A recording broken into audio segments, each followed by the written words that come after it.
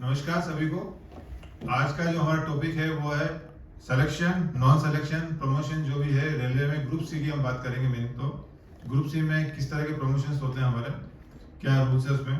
तो कोई भी ग्रुप सी में प्रमोशन का जो मामला है वो इस पर डिपेंड करता है कि वो पोस्ट सिलेक्शन है कि नॉन सिलेक्शन पोस्ट है।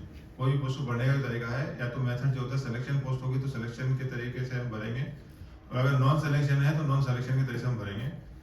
तो कोई भी पोस्ट को भरना है तो पहले डिसाइड करना पड़ेगा कि सिलेक्शन पोस्ट है कि नॉन सिलेक्शन पोस्ट है। उसके लिए जो डिक्लेयर होता है वो अथॉरिटी जो है रेलवे बोर्ड आपको डिसाइड करेगी कि कौन सी पोस्ट सिलेक्शन है कि नॉन सिलेक्शन पोस्ट है। और उसके लिए हमारी जो गाइडलाइंस थी, डिटेल गाइडलाइंस जो थी 161/2009, आरबीआई नंबर है 161/2009, जिसमें मैक्सिमम जितनी भी पोस्टें थी उसको नॉन सिलेक्शन है कि सिलेक्शन पोस्ट है, हर कैटेगरी में हर जो भी ग्रेड पे है बताया था कि ये पोस्ट सिलेक्शन है कि नॉन सिलेक्शन पोस्ट है। उसके बाद वो टेम्परेरी बेस पे बोर्ड ने निकाला था, फिर उसको कंटिन्यू करते करते अभी तक कंटिन्यू है टिल फाइनल नहीं आया। बोर्ड ने बोला था कि जब तक पहले 2 साल 5 साल बढ़ाते रहे, फिर बोला कि जब तक फाइनल नहीं आएगा तब तक इसी को कंटिन्यू माना जाएगा। तो आज भी रेल बोर्ड का फाइनल आया नहीं, तो वही हमारा जो उसमें 161/2009 में जो बताया है उसी हिसाब से सिलेक्शन नॉन सिलेक्शन हम डिसाइड करते हैं। ठीक है। सिलेक्शन जब बात करेंगे सबसे पहले सिलेक्शन की, तो सिलेक्शन में आता है फ्रीक्वेंसी क्या सिलेक्शन की करनी है। तो हमारा जैसे वेस्टेड में तो है कि 2 साल में एक बार करना है, हर 2 साल में एक बार हम सिलेक्शन करते हैं। जो भी आप एग्जाम देने जा रहे हैं ईपीओ का, तो ये 2 साल का इसमें एंटीसिपेटेड वैकेंसी 2 साल की पकड़ती हैं हम, पूरा असेसमेंट 2 साल का होता है और हर 2 साल में करना है। रेगुलर जो सिलेक्शन होते हैं वो उसी का रूल ये है कि पैनल की वैलिडिटी 2 साल होती है और या टिल पैनल एग्जॉस्ट। तो आपका जर्नलिस्ट में एंटीसिपेटेड वैकेंसी 13 महीने का पकड़ते हैं, जब भी खत्म हो जाएगा आप फिर नेक्स्ट आप करोगे। जर्नलिस्ट एवरेज हम पढ़े तो ईयरली हम सिलेक्शन करते हैं जर्नलिस्ट में। तो सबसे पहले कोई सिलेक्शन करना है या नॉन सिलेक्शन करना है, हमको प्रमोशन करना है हमको, तो हमको सबसे पहले क्या ध्यान, सबसे पहले हम क्या करेंगे, सबसे पहला स्टेज क्या होगा हमारा, कोई बताएगा इसमें? पहला स्टेज सिलेक्शन या नॉन सिलेक्शन स्टार्ट करना सबसे सही तरीका, जनरली के लोग हम करते नहीं है, सबसे सही तरीका है सीनियरिटी लिस्ट निकालना। जैसे आप मान लीजिए 47 चीफ वॉइस का सिलेक्शन करना है। चीफ वॉइस तो नॉन सिलेक्शन पोस्ट है ना, तो हम नॉन सिलेक्शन मान लो कर रहे हैं, चीफ वॉइस का हमको पदोन्नति करनी है, तो हम सबसे पहले क्या करेंगे, हम 4200 की या 4600 की जो भी सीनियरिटी लिस्ट निकालेंगे, 46 42 जो भी है।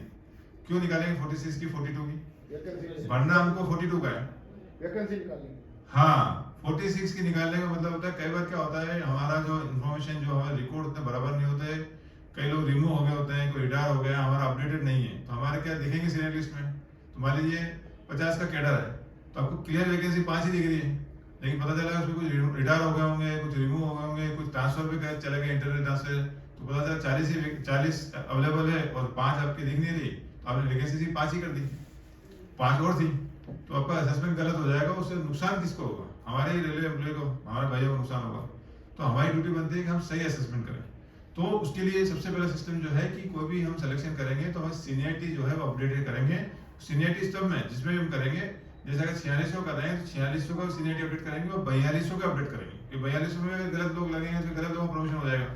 और पैनल एक बार बनता है तो आपको मालूम है पैनल में आपको अमेंडमेंट कौन कर सकता है, वो मैं आपको बाद में बताऊंगा। तो कोई भी पैनल को अमेंडमेंट करना इतना आसान नहीं है, उसको हायर अथॉरिटी में जाना पड़ता है। तो आप अगर एक काम सही काम करोगे तो चीजें सही चलेगी। तो सबसे पहले आपका जो मामला आएगा वो सीनियरिटीज बनाने का, ठीक है। उसके बाद आएगा असेसमेंट। तो असेसमेंट जो करते हैं, असेसमेंट 2-3 चीज आती है। पहले तो असेसमेंट में एक तो रिजर्वेशन रूल आते हैं आपके, और एक एंटीसीपी वैकेंसी आती है। तो एंटीसीपी वैकेंसीज को मैं ब्रीफ कर देता हूँ, आपको सबको मालूम होगा कि नॉन सिलेक्शन जो है उसमें किसी जमाने में नॉन सिलेक्शन में सुटेबिलिटी या फिर टेट टेस्ट दोनों होता था। तो पहले 6 महीने का होता था, अभी 1 साल का हो गया। चाहे सिलेक्शन है, नॉन सिलेक्शन या टेट टेस्ट, दोनों में आपको एंटीसीपी वैकेंसी पकड़नी है, वो 1 साल की पकड़नी है आपको। और सिलेक्शन में 15 महीने का पढ़ना है, 15 मंथ्स का पढ़ना है। और एस कैडर पोस्ट है तो आपको 24 महीने का आपको पकड़ना है। तो ये आप जब भी किसी का असेसमेंट करेंगे तो आपका जो एंटीसीपी वैकेंसी होगी तो उसमें असेसमेंट में क्या करते हैं हम, एग्जिस्टिंग वैकेंसी प्लस एंटीसीपी वैकेंसीज। मैंने कहीं देख रहा था कि जहाँ एग्जिस्टिंग वैकेंसी में भी लिखा हुआ है कि due to retirement, due to death, vacancy existing में जरूरत नहीं है, आपके पास इतनी वैकेंसी है बस बात खत्म होगी। एंटीसीपी वैकेंसी बतानी पड़ेगी कहाँ से वैकेंसी जा रही है, इंटरनेट ट्रांसफर में कोई जा रहा है, कोई वॉलंटरी ट्रांसफर ले लिया है, या फिर आपका कोई डिप्यूटेशन में जा रहा है, उसको काउंट करेंगे अगले 15 महीने सिलेक्शन करें तो आप। उसके बाद रिजर्वेशन रूल लगाते हैं हम। तो reservation rule L shape roster किस में लगेगा, कौन बताएगा मेरे को? एल शेप रोस्टर के लिए कितने का कैडर में एल शेप रोस्टर लगता है? सही जवाब चाहिए मेरे को, मीना जी। पूरा जवाब नहीं हुआ भाई। अप टू 14 तक सर। और कोई 1 से 14 नहीं, पूरा जवाब नहीं हुआ। हाँ गोयल भाई 2 से 14 से नहीं, अब लेस देन 14 में बोला ठीक है, पूरा जवाब नहीं हुआ। पूरा जवाब पारुल। देखिए ये बता दो, ये नियम पुराना है, आपको जरूर एग्जाम देने जा रहे हो, 2 नियम आ गए इसके। अगर आपका डायरेक्ट रिक्रूटमेंट कोटा है तो 13 से कम का आएगा, 13 से कम, और अगर प्रमोशन है तो 14 से कम आएगा। तो नहीं सीखा कुछ आप लोगों ने, पुराने जमाने से चलता आ रहा है 14, ऐसा नहीं है। अब रूल थोड़ा बदल गए हैं। अगर डायरेक्ट रिक्रूटमेंट कोटा, क्योंकि ईडब्ल्यूएस का नया आ गया प्रोविजन आ गया ना, तो आपको 13 था वहां। अगर मान लीजिए क्वेश्चन का डायरेक्ट रिक्रूटमेंट पूछ लिया आपने और आपने दिमाग में वो 14 करके आगे खुश हो गए आगे कि मेरा सही है, तो गलत हो जाएगा। ठीक है ना, तो आपको एचएफ रोस्टर में देखना पड़ेगा डायरेक्ट रिक्रूटमेंट कोटा की हम पोस्टें भरे जा रहे हैं, तो वहां जो एचएफ रोस्टर होगा वहां आपका 13 पॉइंट्स या उससे बिलो वाला का एचएफ होगा, और अगर प्रमोशन है तो 14 पॉइंट्स उससे बिलो वाला का आपका एचएफ रोस्टर होगा।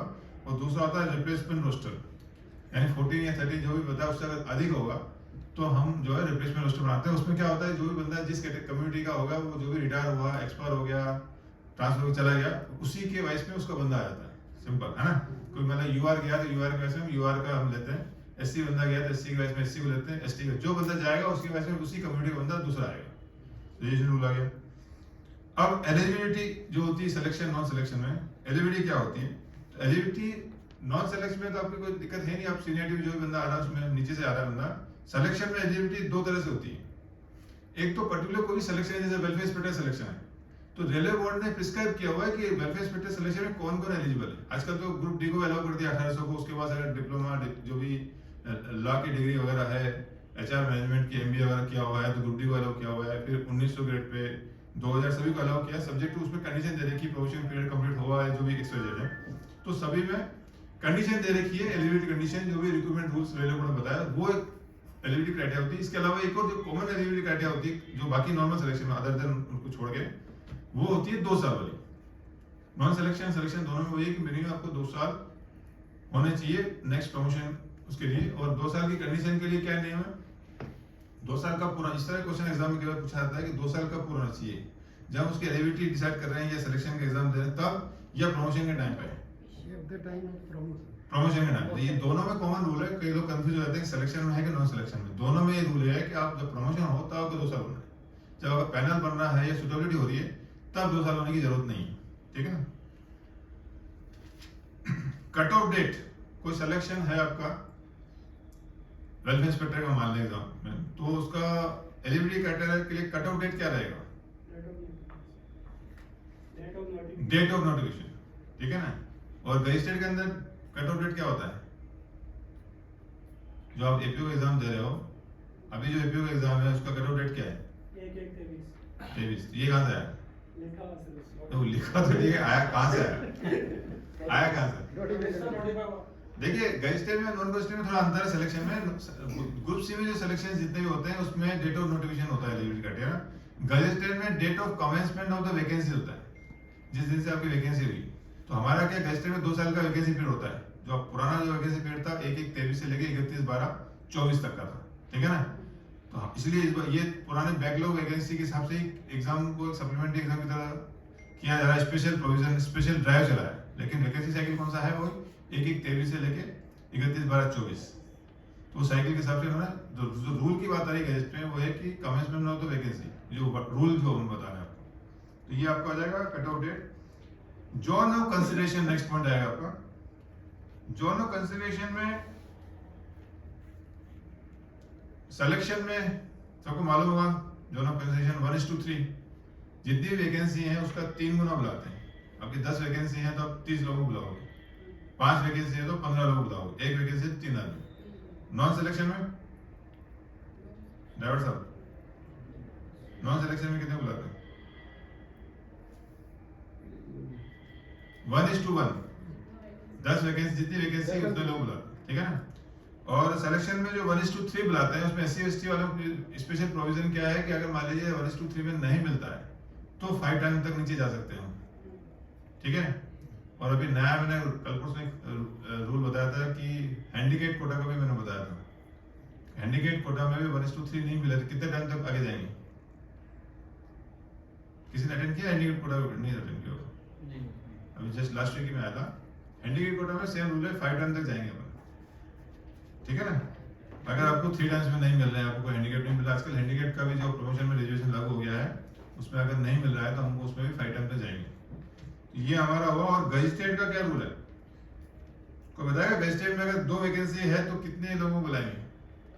2 वैकेंसी है, 8 को बुलाएंगे। तो गजिस्ट्रेट का फिक्स फॉर्मूला है, अगर 1 वैकेंसी है तो 5 को बुलाएंगे, 2 वैकेंसी है तो 8 को बुलाएंगे, और 3 वैकेंसी है तो 10 को। इतना आपको याद कर लो या रट लो, जो भी है ये फिक्स है। 4 वैकेंसी के बाद आपको 3 टाइम्स हो जाता है, यानी अगर 3 वैकेंसी या उससे कम है तो 1, 5 और 10 सीधा है, सॉरी 5, 8 और 10 सीधा है। और जैसे 4 वैकेंसी होती है तो आपको 3 टाइम्स बुलाना है, ठीक है। तो गजिस्ट्रेट में कुछ है डिफरेंस, एपीओ में क्या है, बाकी में क्या दिक्कत आ रही है? अच्छा, एपीओ के एग्जाम में और बाकी के एग्जाम में एलिजिबिलिटी क्राइटेरिया में कोई अंतर होता है क्या? Eligibility criteria, for example APO है आपका, या फिर दूसरा एईएन है, एसीएम है, एओम है, उसमें एलिजिबिलिटी क्राइटेरिया में कोई बताएगा डिफरेंस क्या है? अच्छा, एलिजिबल कौन होता है ये बताइए मुझे, कोई बताएगा? 42 में होना चाहिए 3 साल ऐसा। रैंक की बात करो। और एपीओ में, बाकी में अदर देन पर्सनल में वो तो लोअर ग्रेड का रहता है इसमें। क्या मतलब? जो इसके फीडिंग नीचे वाले ग्रेड में जो है वो एलिजिबल रहता है। कौन सा फीडिंग ग्रेड? फॉर एग्जांपल उनका जो एलिजिबल जो लिस्ट वो तो वही से हेडक्वार्टर से आ ही जाता है। हेडक्वार्टर वाले को बना दोगे वहाँ पे, आपके जैसे हमारे जैसे लोग बैठा होंगे ना। अगर आपको मान लो ये एसीएम का बनाना, आपको हेडक्वार्टर में पोस्टिंग कर दी, एसीएम का बनाना है, तो किसके कैसे बनाओगे आप? एलिजिबल किसको बनाओगे? 46 को, 42 को, 47 को, 48 को, 54 को, 28 को किसको बुलाओगे? आपको इन्फॉर्मेशन तो डिवीजन से कलेक्ट करनी पड़ेगी ना। तो क्या एलिजिबिलिटी क्राइटेरिया क्या रहेगा? 5 इयर्स होना चाहिए, 42 में 5 इयर्स। रैंकर की बात कर रहा हूँ मैं। हाँ, रैंकर में। हाँ। कोई बात नहीं, क्लियर कर देता हूँ मैं आपको। देखिए, एलिजिबिलिटी क्राइटेरिया जो है, रैंकर हो या एलडीसी, सबके लिए कॉमन है, कोई अंतर नहीं है एपीओ में हो बाकी में भी। क्या है क्राइटेरिया?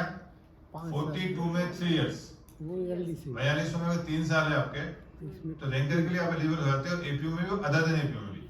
लेकिन डिफरेंस क्या है कि एपीओ के अंदर जितने भी एलिजिबल होते हैं सभी को एग्जाम में बैठने की अनुमति है, सभी लोग एग्जाम में बैठ सकते हैं और क्वालिफाई करते हैं। तो आउटस्टैंडिंग का एक प्रोविजन है हमारे गजिस्ट्रेट के अंदर, तो अगर आप आउटस्टैंडिंग मतलब 80% एंड अबव, आउटस्टैंडिंग का मतलब ये नहीं है कि आपको रिटर्न में आउटस्टैंडिंग लाना है।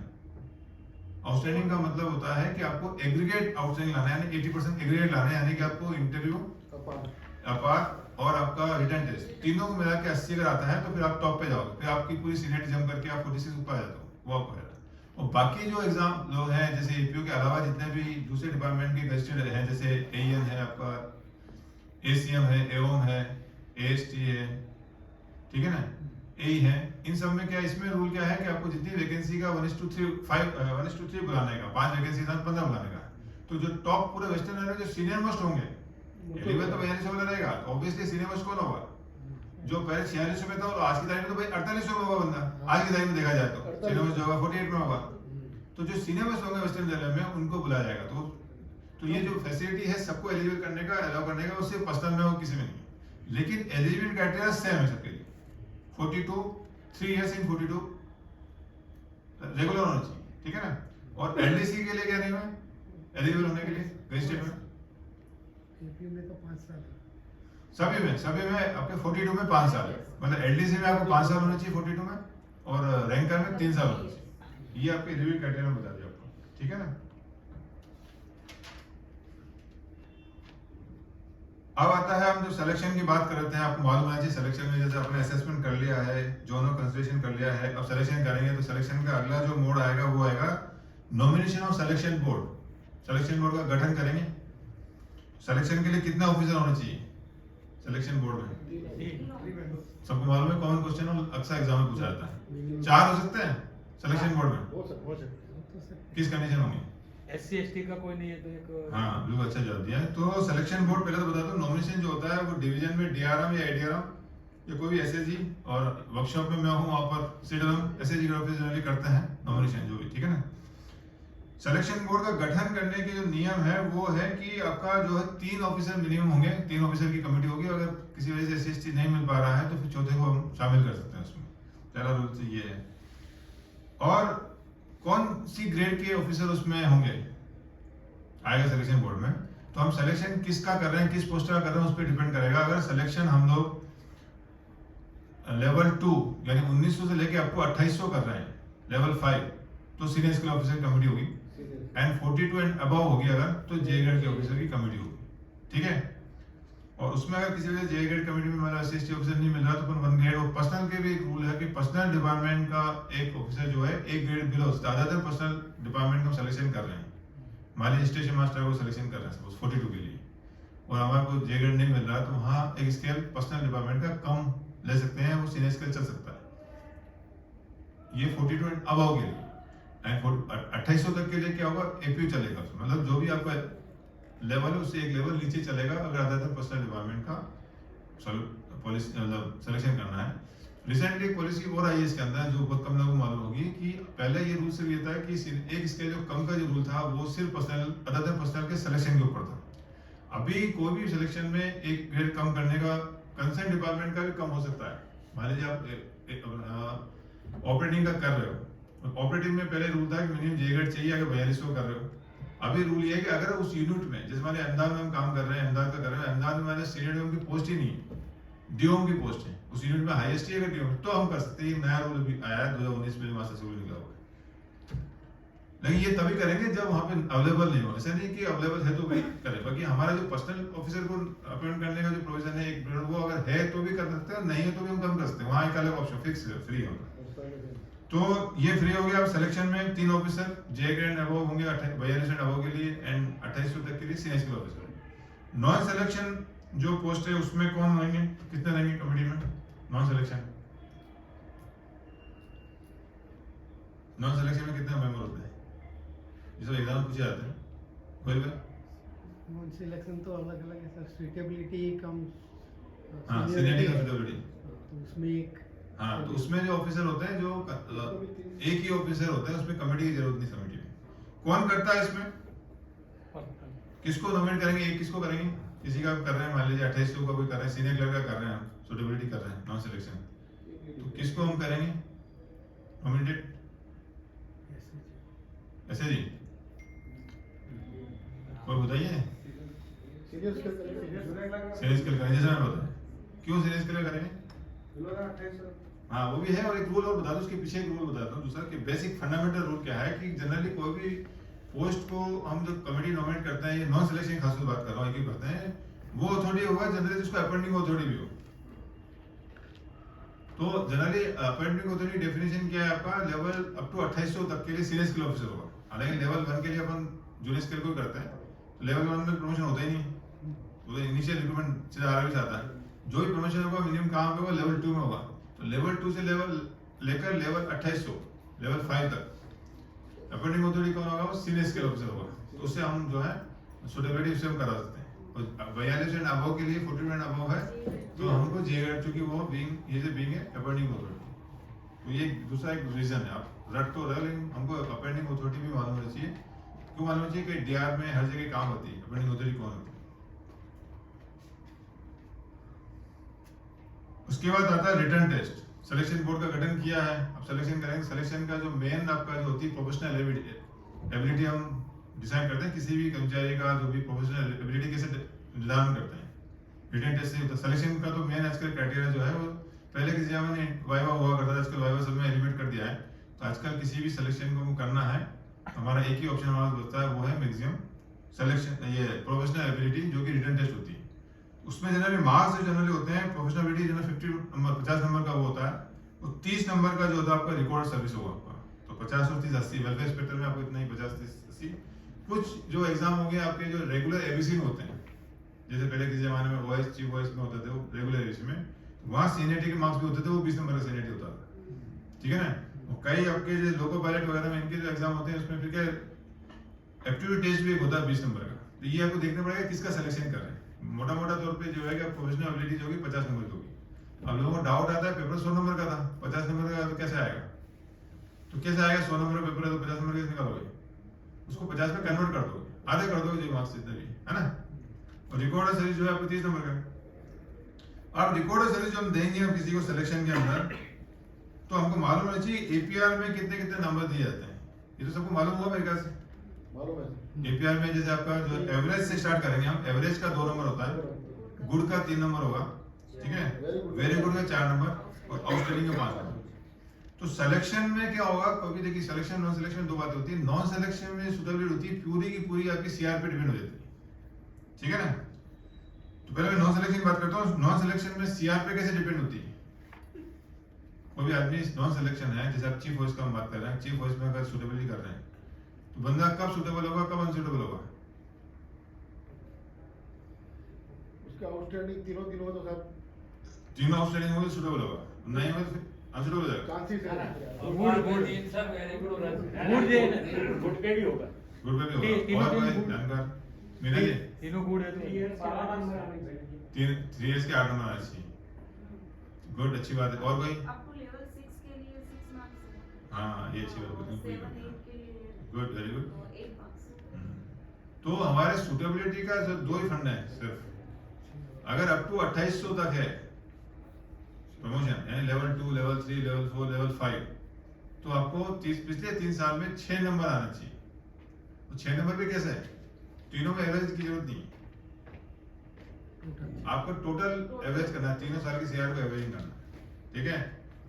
और इसी प्रकार से आपका अगर 42 एबव को सुटेबिलिटी करनी है तो वहां आपको 3 साल के सीआर को एवरेज करके जब टोटल करोगे तो आपके टोटल मिला के 8 नंबर होना चाहिए, तीनों साल के सीआर को मिला के, एपीआर को मिला के, तो आप बंदा सुटेबल अनसुटेबल। तो बेस्ट जो क्राइटेरिया है सिलेक्शन का, नॉन सिलेक्शन का, वो है सीनियरिटी कम सुटेबिलिटी। तो ये हमने क्या किया, सुटेबिलिटी, ठीक है। अब दूसरा पार्ट, आधा पार्ट आता है सीनियरिटी, यानी वो सीनियर भी होना चाहिए बाकी लोगों से। मान लीजिए हम 46 का चीफ वॉइस का कर रहे हैं तो ओएस में वो ऊपर होना चाहिए, सीनियरिटी में ऊपर होना चाहिए और उस पर सुटेबल होना चाहिए, यानी सीनियरिटी प्लस उसके जो मार्क्स एपीआर के जो मार्क्स होंगे वो 8 नंबर होने चाहिए, तब वो सीनियरिटी कम सुटेबिलिटी हो जाएगी, वो उसका वो उस पोस्ट के लिए सुटेबल बना जाएगा। तो दोनों चीजें क्राइटेरिया है। ये हो गया आपका नॉन सिलेक्शन पोस्ट। सिलेक्शन में क्या करेंगे अपन, सिलेक्शन में सारे पॉइंट्स आएंगे इसमें। रिटर्न टेस्ट में पहले तो सिलेक्शन जैसे होगा आपको 50 नंबर लाने, और SC/ST के लिए जो भी अगर नॉन सेफ्टी पोस्टें हैं तो रिलेक्शन आपको 10% मिलता है, वो एक अलग इशू है। और आपका सेफ्टी में है तो आपको कोई रिलेक्सेशन आपको नहीं मिलेगा, ठीक है ना, रिटर्न टेस्ट में। अभी तो ये रूल ये भी आ गया है कि पीडब्ल्यूडी को सेम रिलेक्सेशन देना है जो आपके SC/ST को दिया जाता है। जो भी आपकी रिलैक्सेशन है एग्जाम में, तो सेफ्टी में तो कोई रिलैक्सेशन होता नहीं, सेफ्टी पोस्ट में। नॉन सेफ्टी में जो रिलैक्सेशन मिलता है 10% का, वो पीडब्ल्यूडी कैंडिडेट को भी देना है। ये नया रूल अभी रेलवे बोर्ड ने निकाल दिया 2023 में, ठीक है। तो आपका जैसे रिटर्न पहले किसी का सिलेक्शन करोगे, सबसे पहले उसको जो मिनिमम क्वालिफाइंग मार्क्स है 60% या जो भी रिलैक्सेशन वाले वो लाना पड़ेगा। अगर वो आ जाते हैं तो फिर उसका रिकॉर्ड ऑफ सर्विस देखा जाएगा, प्लस सीनियरिटी वाला मामला है। जैसे वेलफेयर इंस्पेक्टर में तो आपको सीनियरिटी देखना ही नहीं, आपको सीधा आपको 60% लाना है प्लस सीआर के मार्क्स टोटल करेंगे, फिर जो पैनल बनेगा इस पर मेरिट से बन जाएगा। तो सभी सिलेक्शन अलग अलग नियम है। तो रिटर्न टेस्ट की मार्क्स प्लस जो भी रिकॉर्ड सर्विस सीनियरिटी है, जो भी उनके मार्क्स टोटल लगा के फिर देखेंगे पैनल कैसे बनता है। पैनल का नेक्स्ट हमारा आएगा पैनल के ऊपर फॉर्मेशन ऑफ पैनल, पैनल बनाना, ये सबसे इंपॉर्टेंट पार्ट है। पैनल कैसे बनाएंगे, ठीक है। पैनल कैसे बनता है 80% मीना जी, पैनल कैसे बनाएंगे, बनाया मीना जी से हम पैनल देखिए, अलग अलग सिलेक्शन के अलग अलग पैनल है, अलग अलग चीजें हैं। हमारे पहले सिलेक्शन कितने तरह का मालूम होना चाहिए हमारा सबसे पहले, ठीक है ना।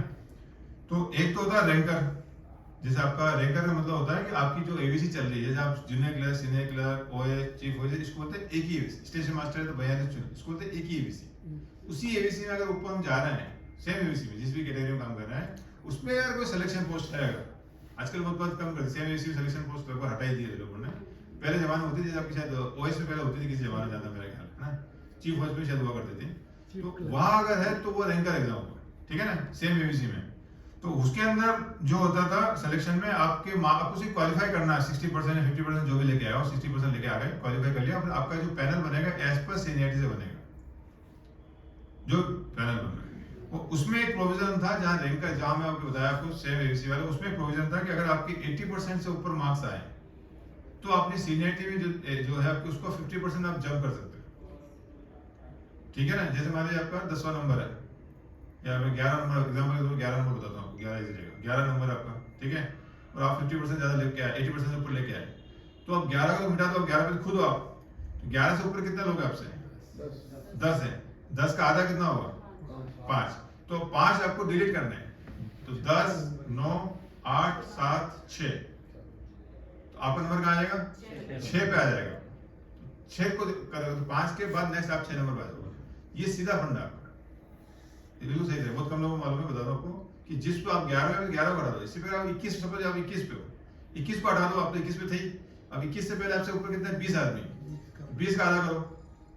इसमें कंफ्यूजन कहाँ होता है, 10 पे इजीली निकालोगे। कंफ्यूजन ये होता है कि मान लीजिए 11 की जगह मैंने आपको बोला आपको 10 पे आओ, सपोज आप सीनियरिटी में 10 नंबर पे हो, अब कहाँ आपका नंबर आएगा बताइए, कौन बताएगा?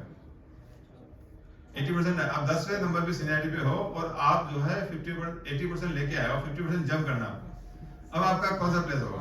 5 पे आएगा। 5 पे आएगा। कितने लोग हाथ पर 5 पे आएंगे? हाँ, और इसके अलावा कोई दूसरा ऑप्शन? 6 पे आएंगे, कितने लोग बोलते हैं 6 पे आएगा? कैसे? 10वां, हाँ 9वां, 8वां, 7वां, 6वां। नहीं कितना 50% कितना है? 4.5 रह गया, 50% तो 10 तो पहले 11 पे था, अभी 10 पे आ गया, 4.5, तो अब आपको 9 से चालू करना है, दोबारा से करना है। अराउंड 4-5। तो मैं आपको बता दूं कैलकुलेशन का, देखिए 11 था तो आपको पहले 11 का हटा देने का, आपको देखना है कि 10 है, 10 में आपको आधा करना 5, पीछे से स्टार्ट करोगे, ठीक है ना, तो 10 9 8 7 हो जाए। अब आपका चूंकि 10 पे है तो 10 को तो आप 10 पे आप खुद ही हो, खुद को तो जंप करना नहीं आपको। 10 के ऊपर कितना है 9, तो 9 का आधा कितना हुआ तो 4.5, तो 4.5 आदमी तो होते नहीं, आदमी तो यार 4 होंगे 5 होंगे, 4.5 बोला, इसलिए 5 को तो आप जंप नहीं कर सकते, तो आप किसको 4 को कर सकते जंप, तो सिंपल समझना 9 8 7 6 या फिर 6 पे आओगे आप, यानी 10 और 11 आप सेम रहेगा आपका। ये समझने की बात है, बहुत कम लोग समझाएंगे इतनी डिटेल में बारीकी बात जो मैं समझा रहा हूँ, मेरी उम्मीद है कि शायद समझ में आ गई बात। तो तरीका ऐसा करोगे आप तो बिल्कुल परफेक्ट आएगा आपका। तो रैंकर का हो गया आपका सिंपल एज पर सीनियरिटी से होगा रैंकर में पैनल, और आपका 80% से ऊपर है तो फिर आपको जैसे मैंने बताया 50% आप जब करोगे। दूसरा सिलेक्शन होता है जनरल सिलेक्शन। जनरल सिलेक्शन क्या होता है? एक होता है एलडीसी, एक होता है जनरल सिलेक्शन, दोनों में अंतर कुछ?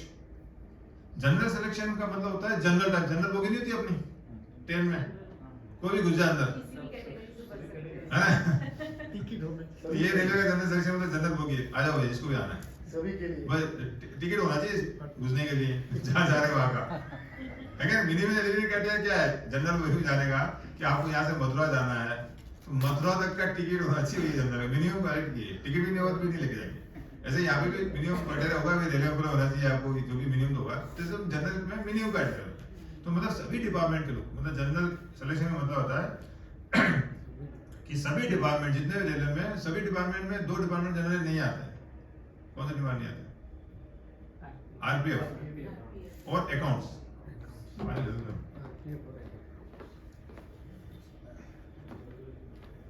सभी डिपार्टमेंट में एक्सेप्ट होता है आरपीएफ और आपके अकाउंट्स,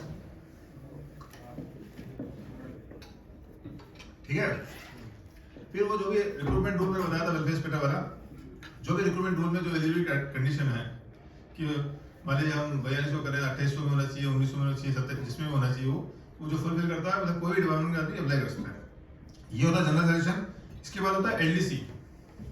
एलडीसी जनरली कहते हैं उसी डिपार्टमेंट के लोगों को अलाउ करते हैं, जैसे हमारे सपोज सीसीटीसी है, कमर्शियल में है, स्टेशन मास्टर में भी हमारे 4200 में एलडीसी पोस्टें हैं। तो जनरली जो एलडीसी जो होती है वो उसी डिपार्टमेंट के लोगों को, उसमें भी कुछ एलिजिबिलिटी क्राइटेरिया होता है कि भाई एलिजिबल ये लोग होंगे कि 18 से 2 साल 5 साल हो गया हो, या उन्होंने ग्रेजुएशन किया हो, जो भी है करे। तो लेकिन वो एलडीसी में उसी डिपार्टमेंट के लोग आएंगे। लेकिन उसमें ये जैसे सीसीटीसी है कमर्शियल का, इसमें ऑपरेटिंग कमर्शियल दोनों आ जाएंगे। सिमिलरली आपके ऑपरेटिंग का कोई एग्जाम है तो ऑपरेटिंग कमर्शियल दोनों आ जाएंगे। मेडिकल का कोई होगा तो मेडिकल वाले आएंगे। इंजीनियरिंग का कोई होगा जैसे आपके जेई इंजीनियरिंग होता है, जेई उसमें कौन आएंगे? ट्रैकमैन वगैरह जो इंजीनियरिंग के डिपार्टमेंट, उसमें ऑपरेटिंग वाले नहीं आ पाएंगे। तो एलडीसी में कौन होता है? उसी डिपार्टमेंट के लोग, नीचे के जो ग्रुप डी स्टाफ है, जो नीचे के जो लोग उसी डिपार्टमेंट के लोग वो आ पाएंगे, लोअर जो भी कैटेगरी में होंगे। और जनरल सिलेक्शन में क्या होगा? सभी अप्लाई करते हैं। जैसे आपका एक तो सीएलए का एग्जाम होता है हेडक्वार्टर में, ठीक है ना, उसमें क्या है, कोई भी एग्जाम अप्लाई करो, बस आपकी जो डिग्री वगैरह होनी चाहिए। तो अब दोनों में जो पैनल बनने का रूल सेम है। जनरल सिलेक्शन में किसी जमाने में मैं खुद वेलफेयर इंस्पेक्टर जब बना था 2003 में, तब जो पैनल बनता था, पहला जो मैंने रैंकर का बताया था सेम वैसे बनता था, एज पर सीनियरिटी से बनता था 2000 में। फिर एक कोर्ट केस हुआ 2000, उसके बाद 2009 में रेगुलेटर लेटर अमेंडमेंट किया पैरा 19। मैं स्टार्टिंग में बताया भूल गया आपसे कि हमारा जो सिलेक्शन जो पढ़ रहे हैं ये है हमारा पैरा 219 में गवर्न होता है। IRM का पैरा है 219, ठीक है। तो इसमें अमेंड किया और फिर इसमें कहा जनरल सिलेक्शन में भी अब पैरा जो है मेरिट से बनेगा। तो आपको जो भी रिटर्न मार्क्स आएंगे प्लस जो APR के जो मार्क्स होंगे दोनों को जोड़ेंगे और फिर मेरिट जो है एज पर पैनल जो है एज पर मेरिट से जो भी हाईएस्ट मार्क्स जो लेके आएगा वो सबसे ऊपर होगा, वो नहीं लेके जाएगा, ठीक है ना। और LDC में भी सेम है, पैनल बनने का फॉर्मेशन पैनल है कि एज पर मेरिट, तो जो भी मार्क्स ज्यादा लेके आएगा वो उसका सिलेक्शन हो जाएगा। तो ये हमारा है फॉर्मेशन ऑफ पैनल।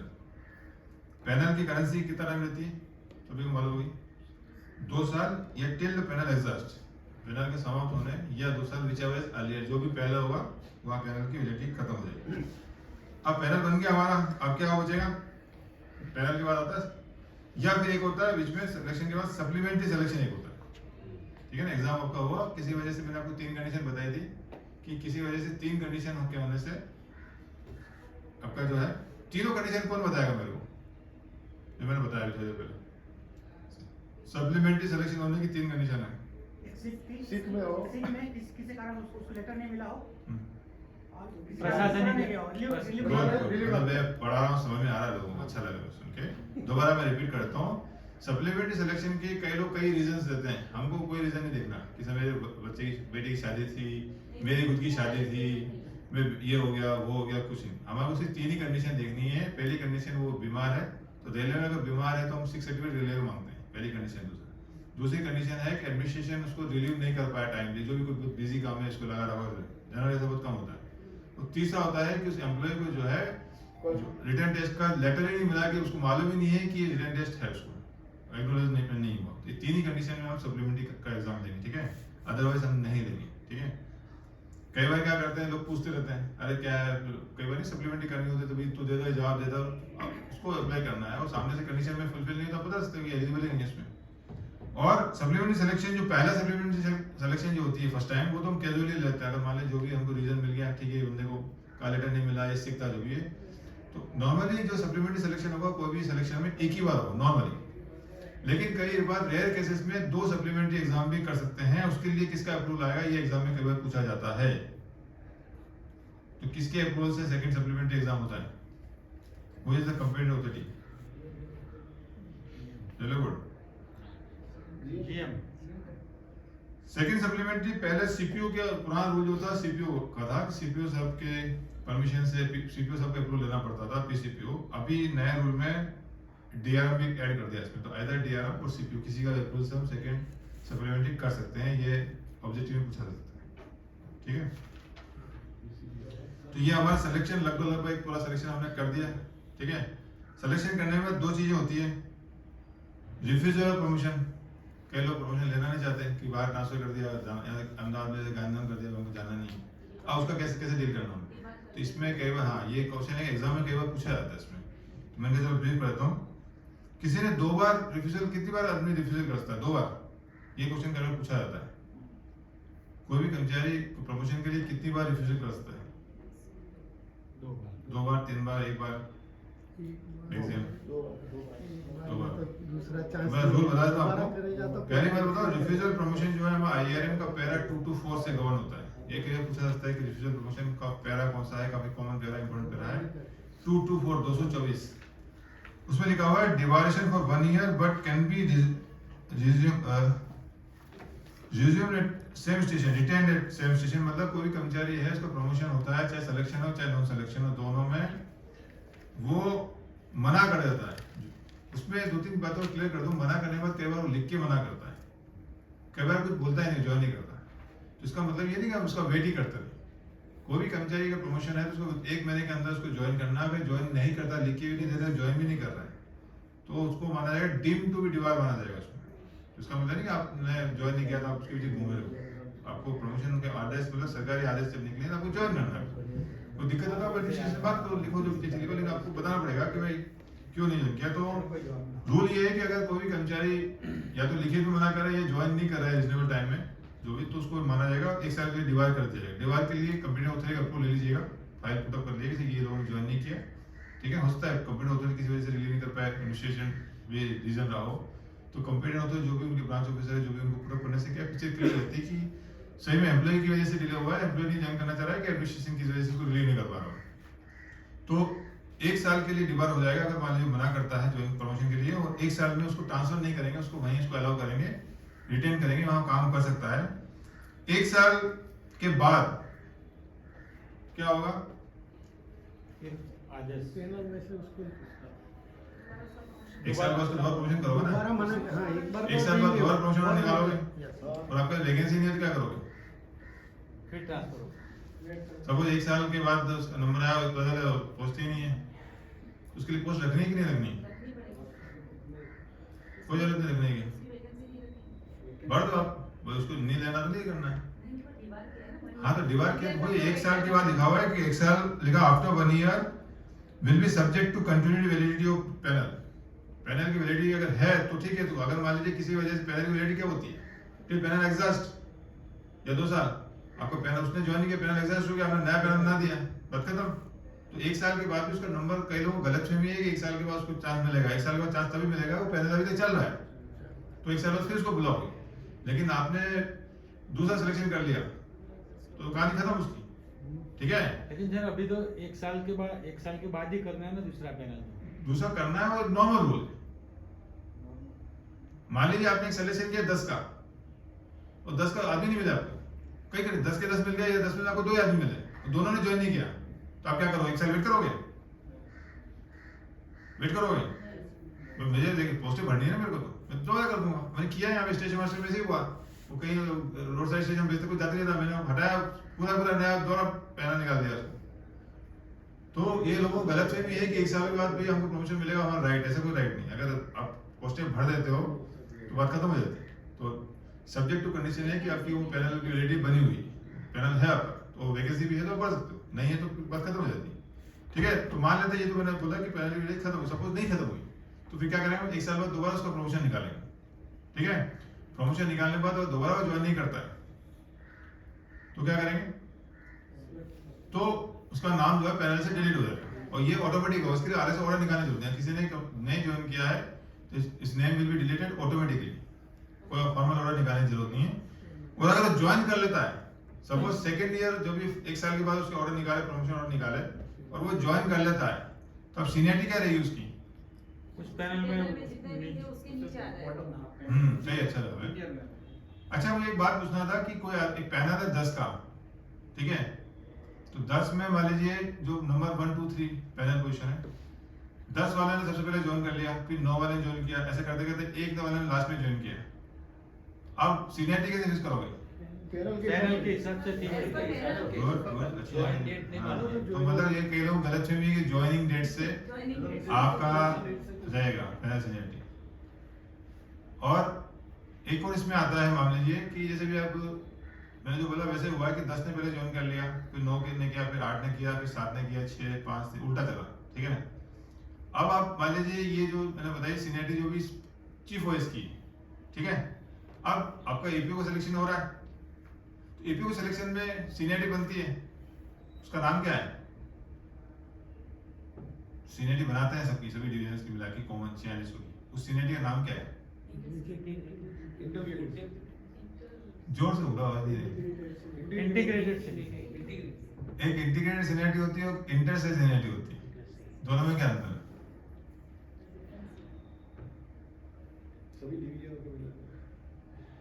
तो चलो मैं उसके बाद बताता हूँ आपको, ये भी काम आएगा, सिलेक्शन के पार्ट है। तो उसमें सीनियरिटी में कौन ऊपर आएगा? जब हम इंटीग्रेटेड, बस यही इंटीग्रेटेड सीनियरिटी बोलते हैं, जब हम पूरे वेस्टर्न रेलवे की, जब पर्टिकुलर एपीयू के लिए किसी भी डिपार्टमेंट के लिए करते हैं, जब सभी अलग अलग सीनियरिटी यूनिट को हम साथ में लेके एक कॉमन सीनियरिटी जब बनाते हैं हम लोग, तो उसको बोलते हैं इंटीग्रेटेड सीनियरिटी। उसमें जो मैंने 10 नाम का बताया था कि 10 ने पहले ज्वाइन कर लिया, उसमें जो इंटीग्रेटेड सीनियरिटी बनते हैं उसका बेस क्या है? Entry in the grade, service पकड़ते हैं ना कि आदमी कब रहा है।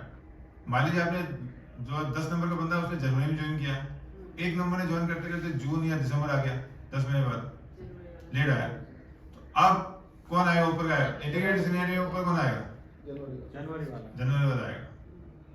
और कोई थोड़ा सा ये पिक्चर क्लियर करना था। देखिए सीनियरिटी कभी भी चेंज नहीं होगी, इसलिए बोलते हैं इंटीग्रेटेड सीनियरिटी और इंटर से सीनियरिटी। तो जो हमारे आपस की जो सीनियरिटी है, हमारे सीओस के अंदर डिजाइन की जो सीनियरिटी है उसको बोलते हैं इंटर से सीनियरिटी। तो कभी भी इंटीग्रेटेड सीनियरिटी जब बनती है उसमें इंटर से सीनियरिटी का ध्यान रखा जाता है।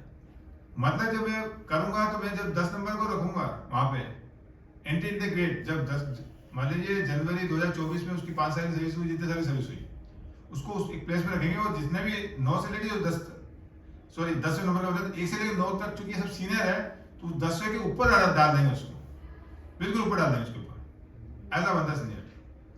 तो इंटर से सीनियरिटी जब इंटीग्रेटेड जब सीनियरिटी बनती है, यानी एक से अधिक सीनियरिटी यूनिट जब बनाते हैं हम लोग एक से अधिक की, तो उसमें इंटर से ध्यान रखा जाता है। मान लीजिए मैं हूँ, मेरे से यहाँ एक बंदा और भी, मेरा जो बंदा है वो मेरे से सीनियर है, मैं जूनियर हूँ, मैंने ज्वाइन कर लिया, तो जैसे आपने बताया पैनल सीनियरिटी में मैं जूनियर हूँ, सीनियर है, तो वो पहले आएगा, मैं बाद में आऊंगा। तो इंटीग्रेटेड बनाएंगे तो भी वो ऊपर ही आएगा, लेकिन उसकी डेट बाद की होगी, तो उसकी डेट नहीं पड़ेगी, मेरी डेट पड़ देंगे, जूनियर है मेरे ऊपर उसका नाम रख देंगे, यानी वो मेरे ऊपर ही रहेगा, इंटीग्रेटेड में भी मेरे ऊपर ही रहेगा, ऐसा। तो एंट्री इन द ग्रेड भी इंपॉर्टेंट रहेगा।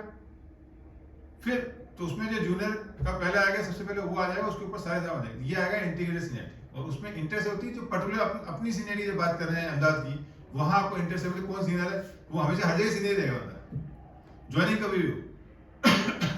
लेकिन जो अपनी सीनियरिटी जो बनती है हेडक्वार्टर पे जब आप सिलेक्शन करते हो एपीओ का, इसका इसमें इंटीग्रेटेड सीनियरिटी बनती है।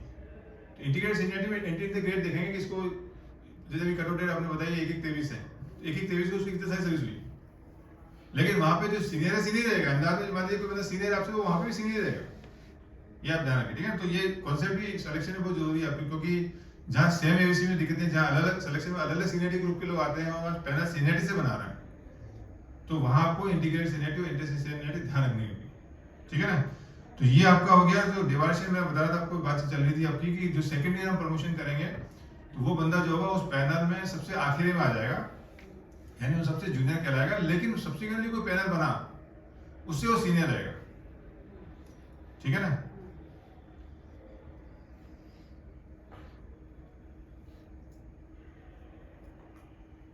और सेम रूल आपका नॉन सिलेक्शन में रहेगा।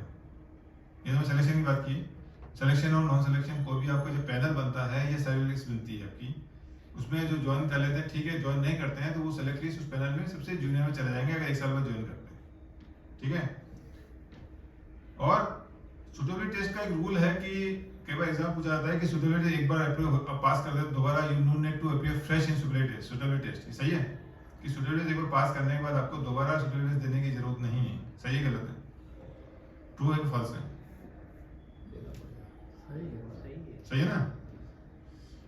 सुटेबिलिटी टेस्ट का फंडामेंटल रूल है कि एक बार आपने सुटेबिलिटी कर ली, मान लीजिए आपने चीफ वॉइस की सुटेबिलिटी की, ठीक है, सुटेबिलिटी किसी वजह से आपकी पोस्टें सरेंडर हो गई है, कुछ भी हो गया, कैडर अब छोटा हो गया, किसी वजह से आपको पोस्ट नहीं दे पाए, तो फिर आपको दोबारा सुटेबिलिटी नहीं करनी। अब एक बार आप सुटेबिलिटी हो जाती है तो फिर आपको दोबारा नहीं करनी, वो एक जनरल रूल नंबर। लेकिन जब डिवार हो जाते हो आप, डिवार होने के बाद जब सेकंड टाइम भी आप बना कर देते हो तो फिर आपको पैनल सेलेक्ट लिस्ट से नाम निकल जाता है, तो आपको फ्रेश सुटेबिलिटी में अपेयर होना है। तो क्वेश्चन एग्जाम में क्या पूछेगा मुझे मालूम नहीं, लेकिन दोनों चीजें आपको जान के नॉर्मली सिलेक्शन सुटेबिलिटी जो है दोबारा देनी थी, लेकिन अगर डिवाइड की वजह से या आपका पैनल से नाम निकल गया सर्विस तो आपको फ्रेश सुटेबिलिटी बैठना है, ठीक है, आपको समझना चाहिए।